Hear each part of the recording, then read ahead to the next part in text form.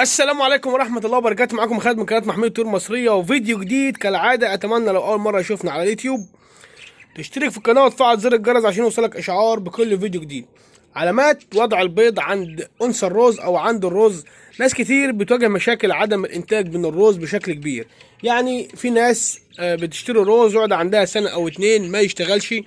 إزاي تعرف إن الرز ده هيكون كويس ويشتغل عندك، وإزاي إن هو بدأ بالفعل يشتغل، وايه العلامات اللي بتبان على الذكر والانثى كبدايه شغل او بدايه ان هم لوضع البيض او بدايه ان هم دخول البياض. طبعا من علامات طيور الحب ان الرز بالذات والفشر طبيعي بيكونوا قاعدين داخل البياضه فتره كبيره اطول من الفتره المعتاد بتاعها، او زي الطيور عامه بشكل عام.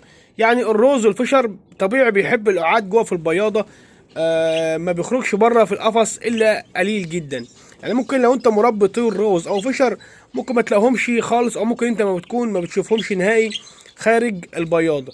ازاي طبعا وهم في البياضه جوه اعرف ان هم خلاص بداوا بحط وضع البيض، او ازاي اعرف ان خلاص هم في بدايه علامه ان هم كده بداوا يحطوا البيض، او ازاي اعرف ان كده البيض عندي.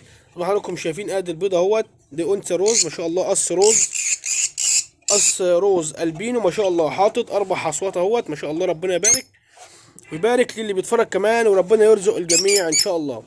ادي 4 حصوات اهوت من البيض.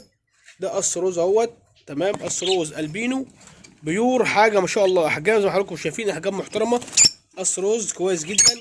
ادي انثى اهيت زي ما حضراتكم شفتوا، ادي انثى قدامي جت قدام الكاميرا بالصدفه، تمام. الفتحه بتاعه المخرج يعني هي جت قدام الكاميرا بالصدفه. ادي فتحه المخرج بتاعه الانثى بتكون عامله ازاي ما شاء الله. يعني الفتحه بتاعه المخرج زي ما حضراتكم شفتوا، هي جت قدام الكاميرا بالصدفه كده، واحنا بنصور يا دوبك خرجت من البياضه وجت قدام الكاميرا. ادي وضعها، هي شكل الانثى بيكون عامل ازاي لوضع البيض. طبعا الانثى اللي هي حجمها كبير ما شاء الله، حجمها ضخم اهيت عن الذكر ما شاء الله زي ما حضراتكم شايفين. وده صوت الذكر، او صوت الذكر يكون معروف بصوت الانثى. ماشي، الذكر بيعمل صفاره كبيره ومتواصله وبيقعد يهز بجناحته وهو بيعملها، ولكن الانثى ممكن تعملها برضه، بس بيكون في اختلاف ما بين الذكر والانثى ما شاء الله. ده قص روز البينو اهوت ما شاء الله، حاجه محترمه، احجام كويسه.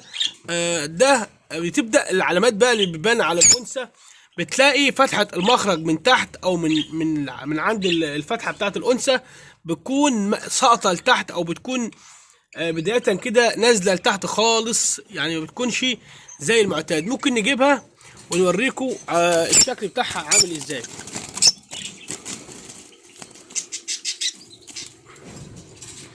ادي الانثى اهيت ما شاء الله، زي ما حضراتكم شايفين في المنظر كده ما شاء الله. ادي الفتحة بتاعة المخرج بتاعتها خلاص، يعني ما شاء الله هي كده حاطة البيضة اهي. الفتحة بتاعة المخرج عاملة ازاي، مش عارف هل هي باينة في الفيديو ولا لا.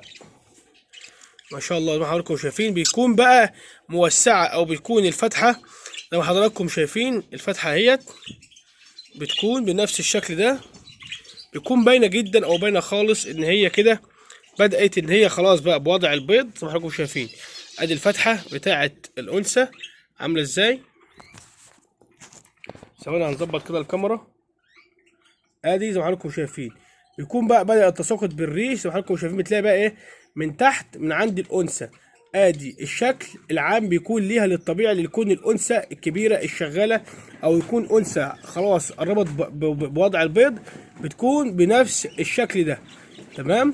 زي ما حضراتكم شايفين اهيت ما شاء الله الفتحه عامله ازاي عندها، تمام. هنبدا ان احنا ندخلها طيب عشان البيض اللي جوه ما يبردش. ده الفتحه او ده العلامه اللي هي بتكون عند الانثى كده. يبقى بالفعل يبقى كده القص ده قرب ان هو بالفعل يبيض، او فعلا بيحط عندك بيض، وبالفعل كمان بيكون متواجد باستمرار او بصوره كبيره او بشكل كبير، بيكون متواجد داخل البيضه زي ما حضراتكم شايفين.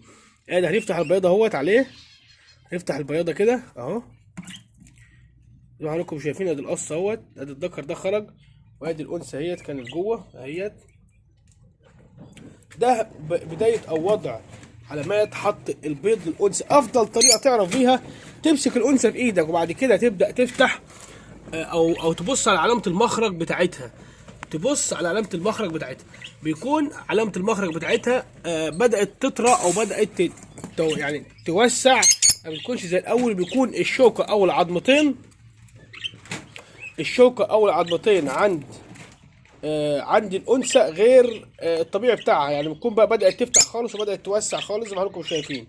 ادي اهوت. في ناس بتحط مواد تعشيش، وفي ناس بتحط نشاره وخلاص على كده. فكده او كده عادي، يعني كده او كده يمشي عادي. وكده يبقى احنا وصلنا لنهايه الفيديو. لو انت استفدت اي حاجه من الفيديو او عجبك الفيديو، اشترك في القناه وفعل زر الجرس عشان يوصلك اشعار بكل فيديو جديد.